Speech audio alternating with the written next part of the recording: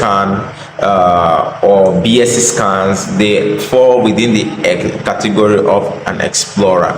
Now, from the perspective of someone who have recovered crypto for a lot of person and someone who recover crypto for some people, so I believe this is a very important application that everyone should know, because that's where you get to research about any wallet or on-chain research. That's where you carry on your on-chain research. So on-chain research, or if anything you want to find out anything about the wallet or your token is missing on the wallet, it's an explorer that you use. So this explorer, you know, they are different depending on the chain that you want to, you know, check the crypto on.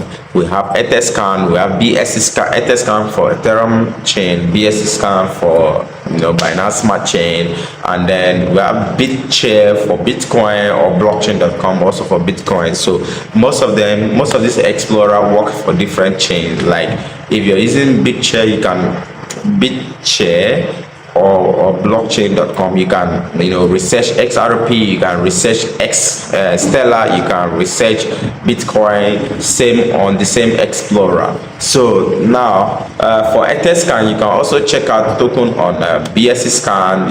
In fact, 𝗕𝗜𝗡𝗏 will tell you if you're using an EVM address. 𝗕𝗜𝗡𝗏 will tell you if there are coins on other chain on that particular address.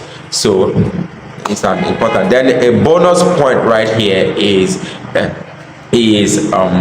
𝗥𝗘𝗖𝗢𝗡 is a place where it's for diligent traders, or for anyone you want to find out about any token that is just being launched, and if the token has liquidity or not. Is on 𝗥𝗘𝗖𝗢𝗡 that you find out some intrinsic details like that. So let me know if you actually love this video. Watch the next video for you to learn more about crypto. Subscribe or follow. Peace.